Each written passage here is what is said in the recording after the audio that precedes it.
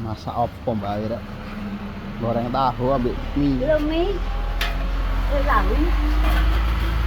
Wong aku wis gawe mie ya gak moro-moro nyelenuk tahu.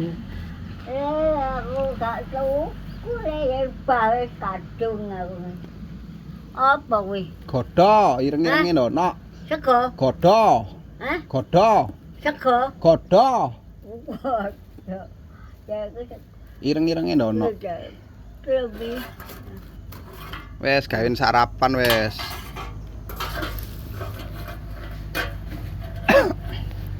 Segone ndi?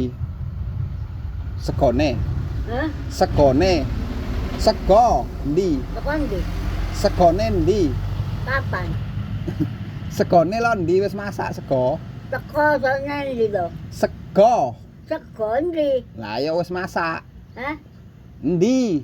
Ndi segane? Lah ya pean lo ndak masak sego. Hah? Pean ndak masak sego. Ya kowe. Kok tuku sandingmu kaya enek ya. Ndi ya? Sego. Ndak ono. Kuwi lho tahu. Omahku ya Pangan ado. ambek apa wae aku radang. Asa-asan radang. Angin lho wegah. Lha kowe lho. Oh wis lah. Gawein sarapan wis.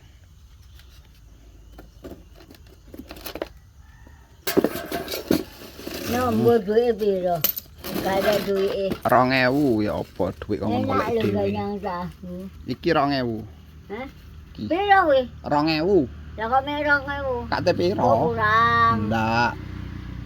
Hah? Ndak. Enake mangan tahu. Tahu kuwi. Tedas. Tahu lho. Wis. Oh, gak arep lho kuwi. Nyeting aku lek gak arep. Tedas. Tedas. Hah? Tedas. Tahu kuwi gak tedas. Lawang empuk ini. Ndang lo pangan ya? Wis gawein lawo. Hmm? Lawo. Labu apa enggak ya sego. Iku masak mie iku. Biasanya gue nih, mie kalau iku ae barat. Ndak ono sego apa ndek anu.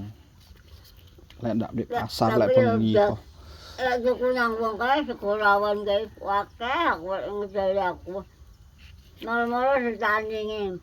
Aku ki guru ngomong wis ditandingi. Duh, luwabuhe. Ndek wetan ara.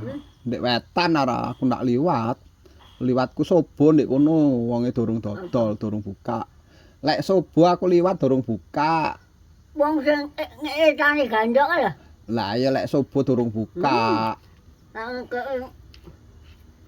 pentan bu. Nggak bisa 10 wae piro. Lek aku tuh apa liwat kuwi ya durung buka.